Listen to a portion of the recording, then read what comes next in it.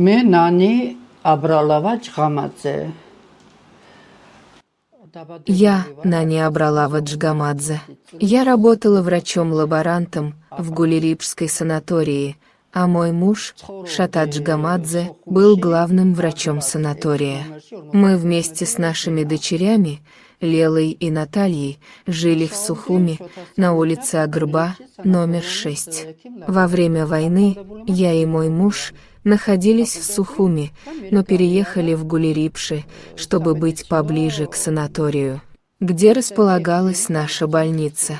Затем я забрала детей оттуда и привезла их в Тбилиси, к моей маме, а сама вернулась в Абхазию и вместе с моим мужем продолжала работать в больнице. Мы не оставляли нашу больницу, где мой муж, Шата Джгамадзе, был главным врачом. Шата делал операции людям, лечил пациентов, и мы были вовлечены во все эти процессы.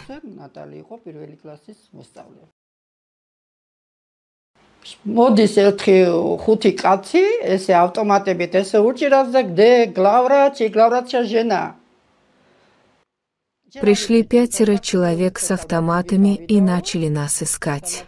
«Где главврач и главврача жена?» – спрашивали они. Наверное, им сказали, что в то время мой муж направлялся в санаторий. Они догнали Шата на лестнице санатория и расстреляли его там же. Боевики взяли меня в плен и потребовали золото, деньги, оружие и наркотики. Они начали оскорблять и избивать меня. Они били меня по голове.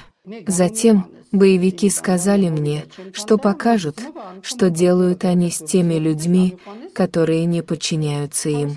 Они отвезли меня около Сури и показали наполовину сгоревшую машину, а там, рядом, валялся труп сгоревшего человека.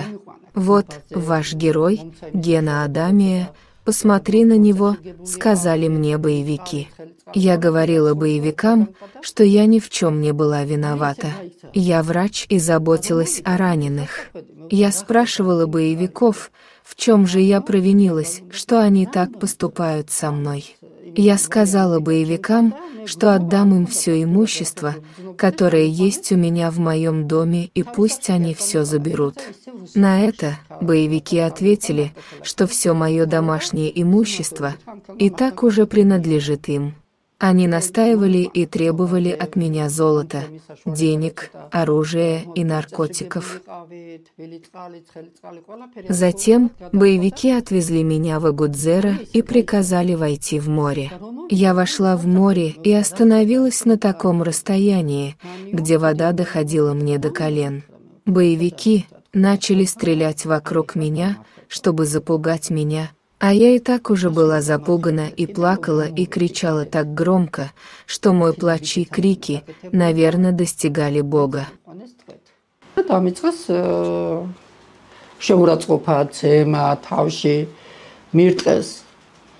არ გინდაო შენი თქვა ეხლა მათ შენ ნახე მე შედაგაჩვენო აი დაუმორჩევლებულ ხალხსაც რას უკეთებთო და წამიყვანეს კელასურთან იყოს ცხონებული გენო ადამიანს აი ეს ნახეო თქვენი გმირი გენო ადამიანო რა დღეშიაო და თეთრი ჯიპი დამწვარი ნახევრად და გვერდით ეგდო ადამიანი დამწვარი აი თქვენი გენო ადამია აი ეს დღეში გინდა რომ ჩაგაგდოთო თოთხარი რა უნდა ჩამაგდოთ რა დავაშავე მე დაჭრილებს უვლიდი პატივს ცემდი ვარ ექიმი რა საქმე მაქვს რომელი ბაივიკი მე ვარ და მაშინ მოგვეცით რა ჩვენ გვინდაო მაგრამ მაქვს მეთქი და რა მოგცე სახლში რაც ამაქვს ყველაფერს წაგიყვან წაიღე და ის ესეთა ჩვენიაო და წამოვიყვანეს ზღვაზე ჩვენ მასე აგუძერაში და აბა შედი ახლა მუხლებამდე, აი მუხლებამდე შემიყვანეს ზღვაში და დამიწყეს სიბნელე იყო უკვე. და ეს სხვადასხვა ფერის ტყვიების სროლა, რომ შევეშინებინეთ, მე ისე და შეშინებული ვიყავი, ჩემი კივილი ალბათ ღმერთსმოდა, ისე წიოდი და ვკიოდი და არც მესმოდა, მაგრამ საუბედუროთ არც ერთი ტყვი არ მომხდარა, გამომიყვანეს ისე. მე წამიყვანე ჩემთან სახლში, სად არის შენი სახლიო? ვაჩვენე ჩემი სახლი.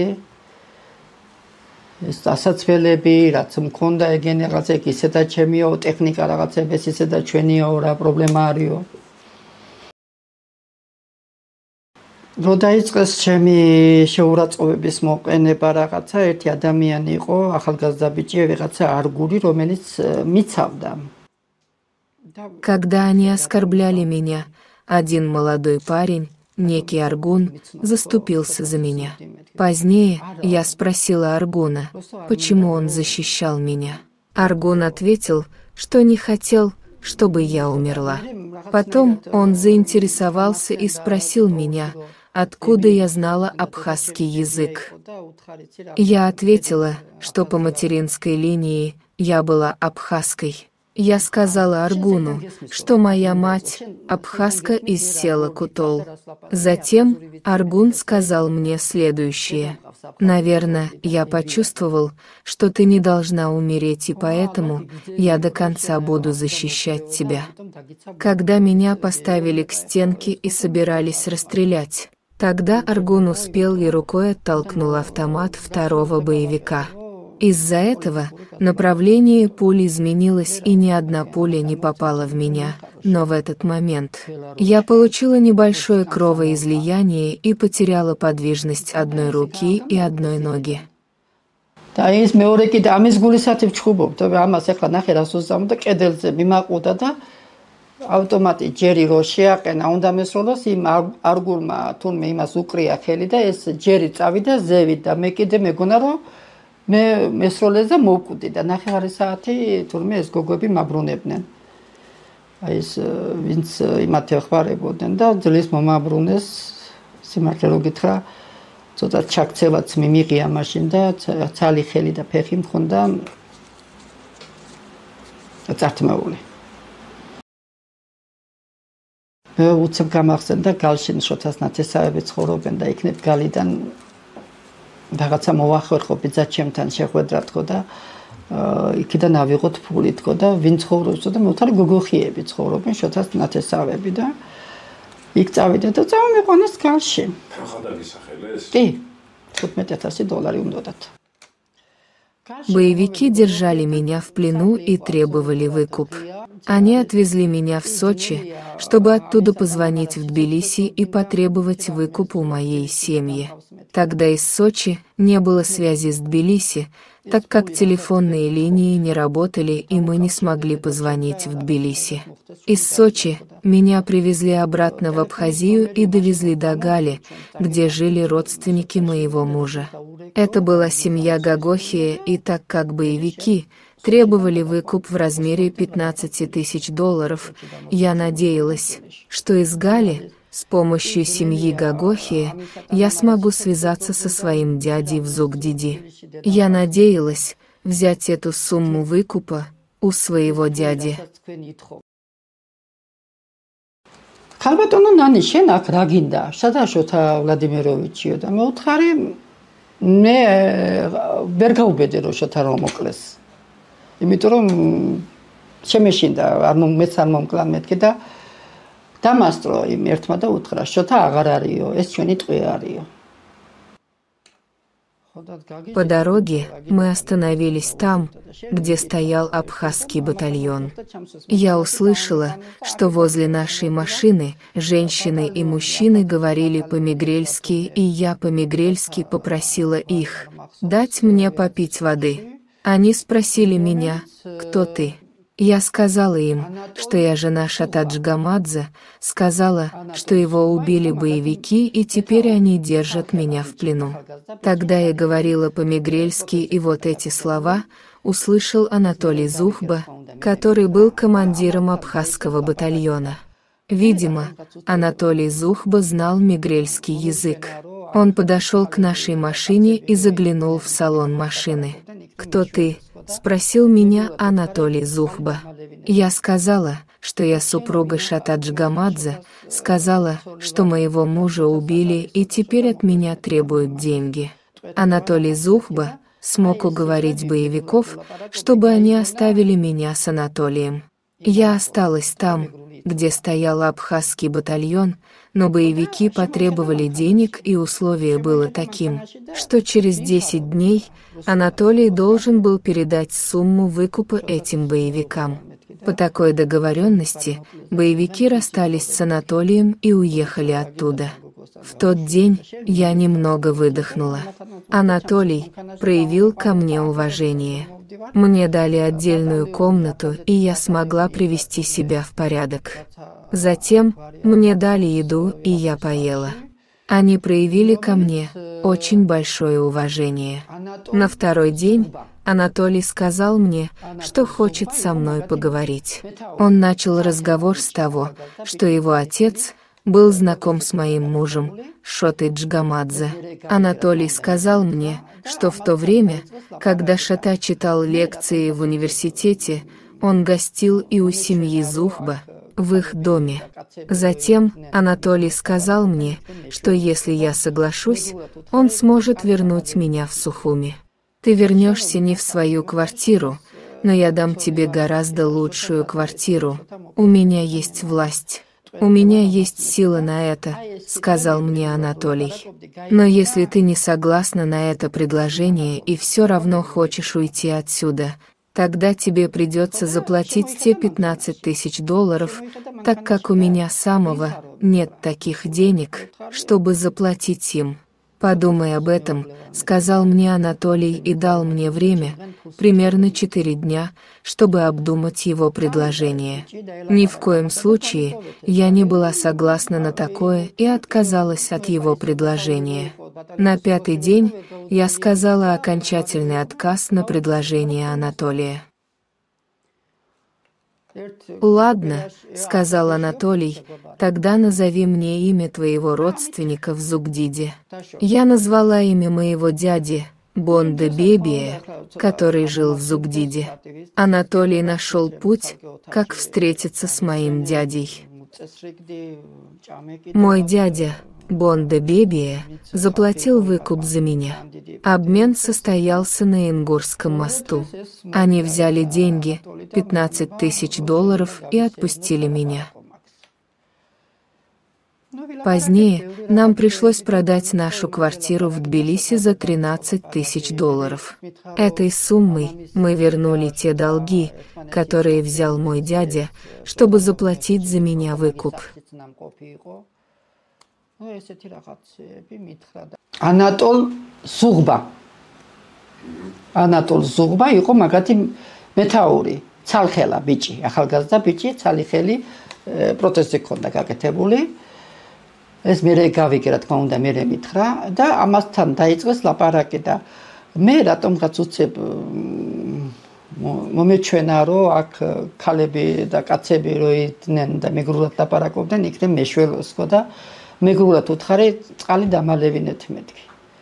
და შენო ვინახარო და მე უთხარი შოთას ცოლი ვარ მეთქი და შოთა სად არისო და შოთა მოკლეს მეთქი და მე მაგის ტყვე ვარ ამას მეთქი და აი ეს სიტყვები მეგრულად რო ლაპარაკობდი გაიგონა იმ ანატოლმა. ეთქობა მეგრული იცოდა. ხო და შემოიხედა მანქანაში და ვინ ხარო მითხრა რუსულად. მე უთხარი შოთას მეუღლე ვარ მეთქი და ჩემი კვარი მოკლეს და ჩემგან ფულს ითხოვენ მეთქი. წავიდა ეს ბიჭი და ელაპარაკა მაგათ და დამიტოვეთ ეს ქალი. უთხრა კი, ნუ ეხლა ის მეთაური რო იყო, ბატალიონის უფროსი რო იყო, ვერ გაუძალიანდნენ და მეომარი რო იყვნენ, დაუტოვეს, მაგრამ ფული მოსთხოვეს. ერთ კვირაში 10 დღეშიო ფულს შეგვაბარებო. და ამით დაშორდნენ.